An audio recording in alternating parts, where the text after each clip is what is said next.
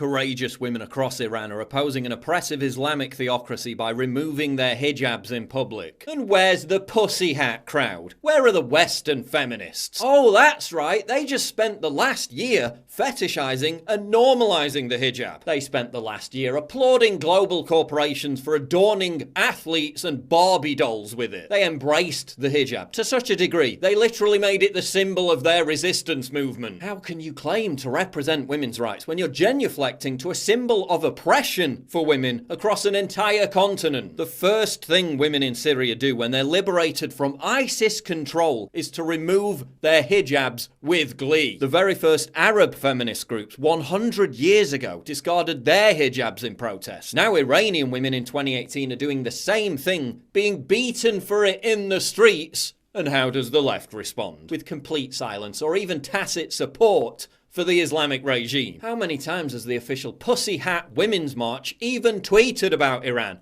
Oh look, it's zero! Another case in point, the relentless cancer that is BuzzFeed. People are using an old image of a woman without a headscarf to illustrate the Iran protests. Old? Really? So how old is it, BuzzFeed? 6 months? 2 years? 5 years? Oh, it's literally from last week, as you admit in your own article. It's from December 27th, just a week before you published the article. So you accuse me of misleading people when you're the ones misleading people by claiming an image is old when it isn't even old. You're the ones literally spreading fake news to side with an oppressive Islamic theocracy against women's rights. Oh no, people are using a 4-day-old image of a woman spurning the forced modesty culture of a misogynistic death cult that we peddle to our virtue-signaling white guilt-ridden readership as empowering, and it's totally fucking up our victim narrative. BuzzFeed claims that images of women removing their hijabs to protest against government laws which force them to wear hijabs have nothing to do with the anti-government protests. In fact, it's got so little to do with the anti-government protests that it literally became an iconic symbol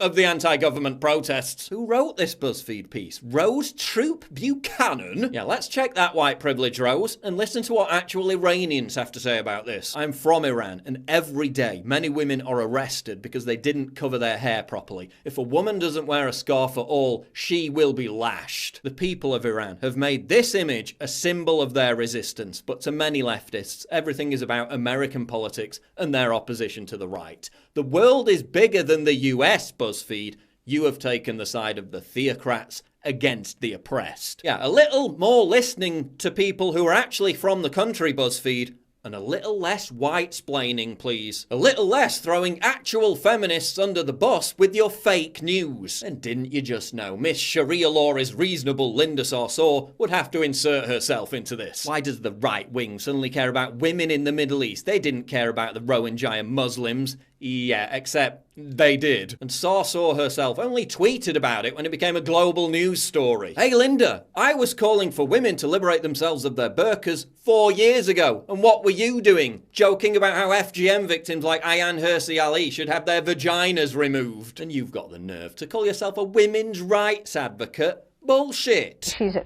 fake feminist. Ms. Sarsour is not interested in universal human rights.